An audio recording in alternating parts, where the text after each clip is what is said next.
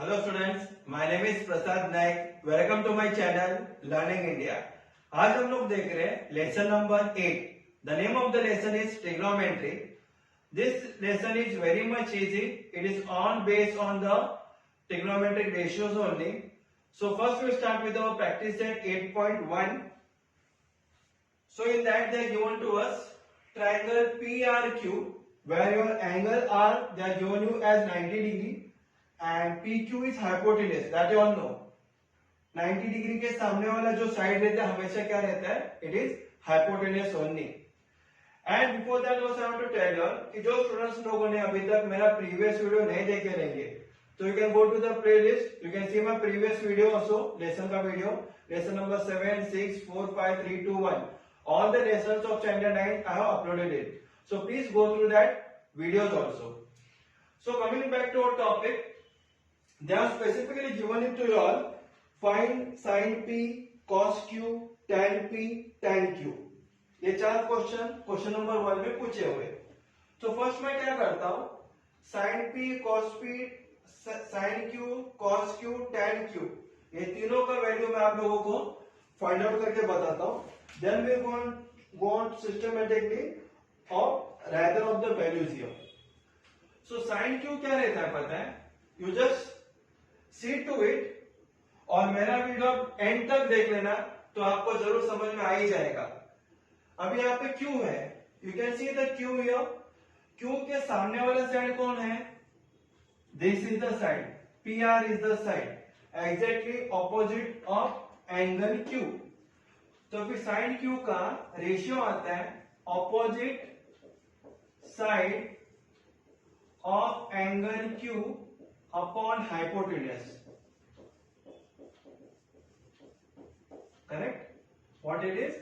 Opposite side of angle Q upon hypotenuse. Now, what is the opposite side of angle Q? It is PR. PR upon hypotenuse क्या है? It is PQ. That's it. You have to write it in this manner only. So that becomes your sin Q का value आ गया. अब हम लोग लिखेंगे cos Q. cos Q का क्या आता है पता है? Adjacent side of angle Q upon hypotenuse. It is equal to angle Q का एडजेसेंट साइड का मतलब बाजू वाला साइड कौन सा है? आप लोग बोलेंगे PQ है लेकिन PQ क्या है? हाइपोटेन्यूज है. तो दूसरा साइड कौन सा है? एंगल Q का adjacent side. It is RQ. So you have to write here RQ upon hypotenuse is what? It is PQ.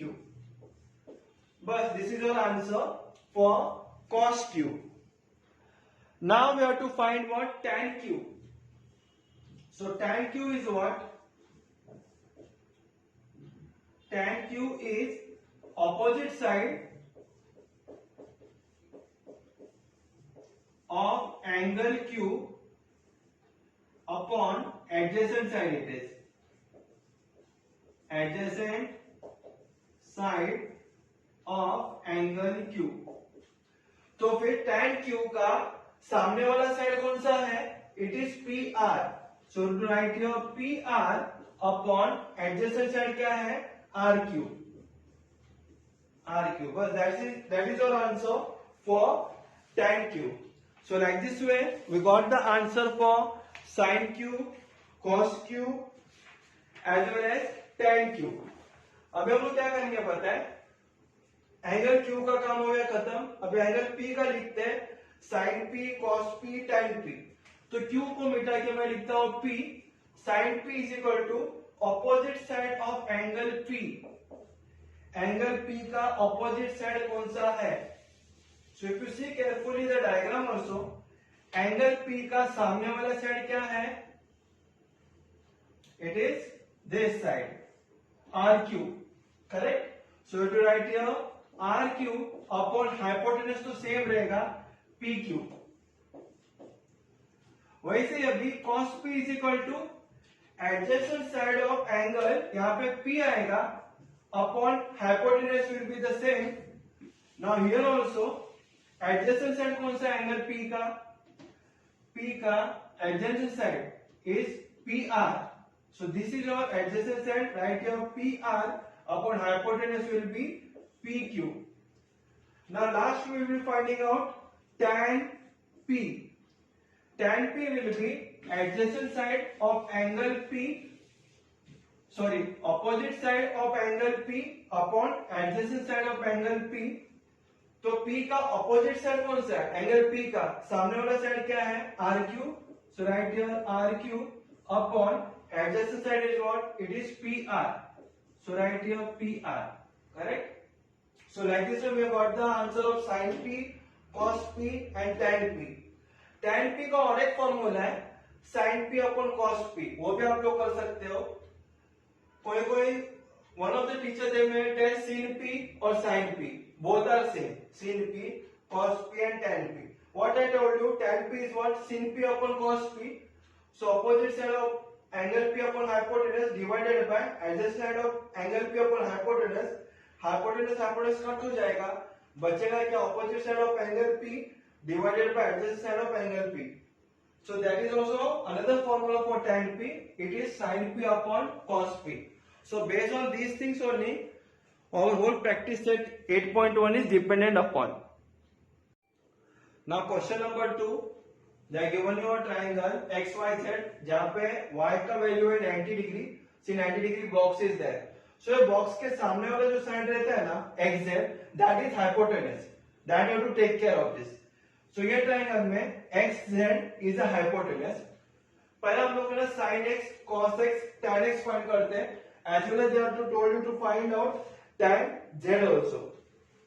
So what is sin x? You all know the formula. Opposite side of angle किसका रहेगा? x upon hypotenuse. क्योंकि sin x है तो opposite side of angle x ही आएगा. So x का सामने वाला side कौन सा है? तो x का सामने वाला side this is. It is yz. So to write it down, yz upon hypotenuse क्या है? xz. जो अभी मैंने कहा था xz.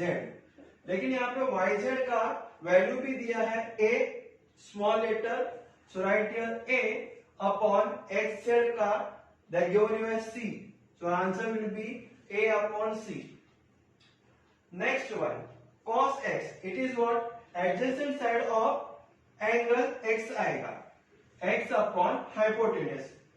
तो फिर x का एडजेसेंट साइड कौन सा है? ये तो हो गया ऑपोजिट साइड, ये हो गया हाइपोटेनस. बचा adjacent side is this xy. So you can write here xy upon hypotenuse. Again it is xz. You getting the value. xy का वैल्यू क्या है? छोटा लेटर b. तो लिखो यहाँ पे b upon c. Now last one tan x. tan x का क्या आएगा? Opposite side of angle x upon adjacent side of angle x. So opposite side of angle x क्या है? इट इज, देखो x का सामने वाला क्या है? yz. तो लिखेंगे yz अपॉन एडजेसेंट साइड क्या है? xy. So be getting the answer as yz का वैल्यू कितना दिया है? yz का वैल्यू a दिया है. तो a upon b. Correct. So we got the answer of sin x as a upon c, cos x as b upon c, tan x as a upon b. We have to find it out tan z also. तो मैं यहाँ पे लिखता हूँ x को मिटा के यहाँ पे मैं z लिखता हूँ. तो फिर here what will be coming here? Here again opposite side of angle z. तो यहाँ पे आएगा z upon adjacent side of angle z is going to come. तो opposite side of angle z, ये है एंगल z. z का सामने वाला साइड कौन सा है? So if you see this is the opposite side of angle z. This is the opposite side. z का सामने वाला साइड है xy. तो यहाँ पे लिखेंगे आप xy अपॉन एडजेसेंट साइड कौन सा है? It is yz. xz नहीं लिख सकते हैं because it is a hypotenuse. So yz will be coming.